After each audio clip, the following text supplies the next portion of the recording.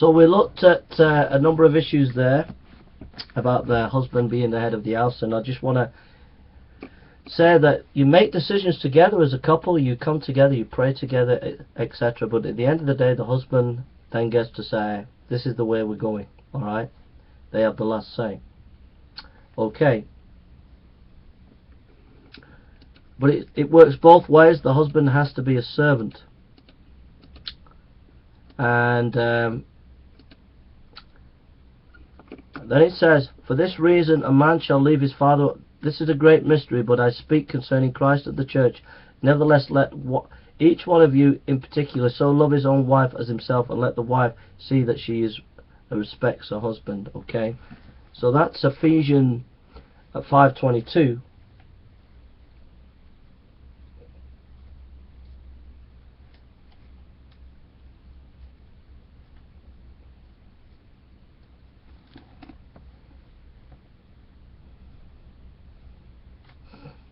Ephesians 5:22, 5:22.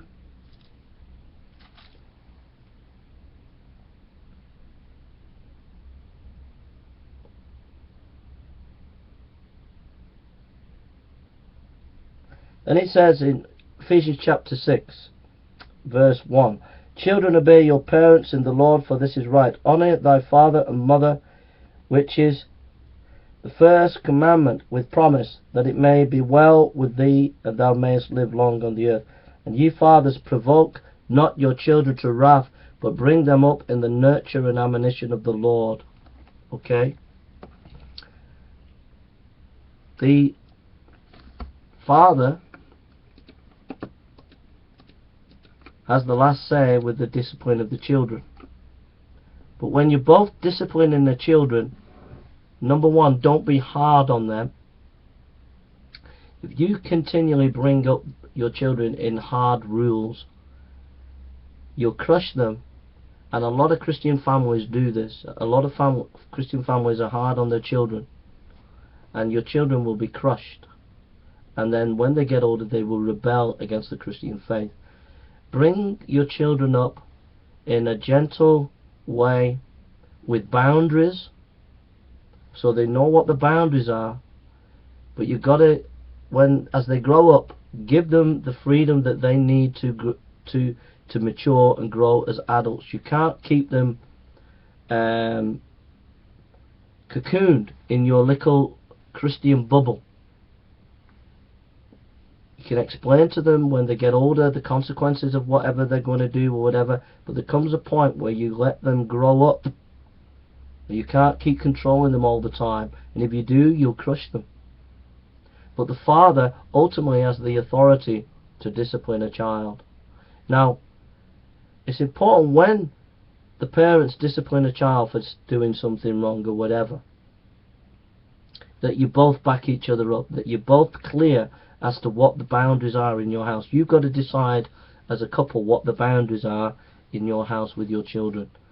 What time the children go to bed, what time they can go out playing and coming back. If they're teenagers, what time they go out, what time they come in. You set the boundaries as a couple, and when those boundaries are broken, you set the discipline as a couple, and you stick to that discipline. If you change the discipline, if you say, well, if you come in, son, say you got a 16-year-old son and he goes out, and you say, right, you've got to be back at 12 o'clock. If you're not, you're going to be grounded for a day. So the son comes back at 1 o'clock. The father says in the morning, right, you're grounded, you're not going out today, it's a Saturday, you're not going out. Get in your room. So the husband goes off to the work. Then the wife says, oh, go on, you can go out. As a husband and wife, you're not backing each other up. You've got to make sure that you're both singing from the same hymn, that you both have got the same boundaries for your kids, and that you agree what the discipline is. And then you stick to that, and you be consistent, and you back each other up, because kids will know who's the weak parent, who they can play. So let's say you've got a 5-year-old kid. 5-year-old kids to go to bed at 7 o'clock. 7-year-old kid knows that she can wrap daddy around her little finger. So mummy says, right, off to bed, 7 o'clock. And the little kid goes up to daddy and says, Daddy, I don't want to go. And daddy says, oh, let her stay up for another 5 minutes. You see, the little kid's played you. And you've not backed your wife up. You got to back each other up. Because the kids will play one off against each other. Alright? You got to make your kids know that your wife or husband comes first and that you're a team, and the kids got to know that. Otherwise, if they see that they can play one off on each other, they will do. Alright? So that's bringing up kids. Okay. We'll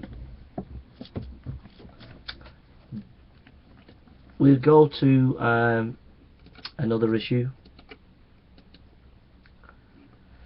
1 Peter chapter 3 verse 1 and 7.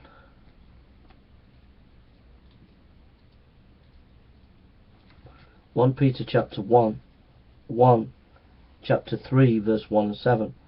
Likewise ye wives be subjection to your own husbands, that if any obey not the word, they also may without the word be won by the conversation of the wives, while they behold your chaste conversation coupled with fear. So what do you do if your husband or your wife's not a Christian? Do you leave the husband? Do you leave the wife? What do you do? The answer to that is you do your best to be a model husband or wife to your unconverted spouse. You know, you got to pray that God will be with you in the marriage, which He will be, and that He will help you in that marriage. Now, it's going to be difficult for you because, you know, you want to go to church, you want to do spiritual things, and your husband or your wife who's not converted won't want to do those things. So it's going to be very hard for you. But the way forward is not to try and keep the Bible in your husband's face. Let's say it's your husband who's not converted. If you keep pushing religion on them, they're going to get upset. The best thing to do is be a model wife. Just do the best you can as a wife for your husband. And eventually, as you pray, the husband might be won over and see that actually you are Christ-like and will want to seek out Jesus for himself. Alright? Or vice versa if it's your wife. But don't try and push religion on your husband or your wife if they're not converted, because that'll get the backup. Just be a faithful wife or a faithful husband, and that will speak volumes to them.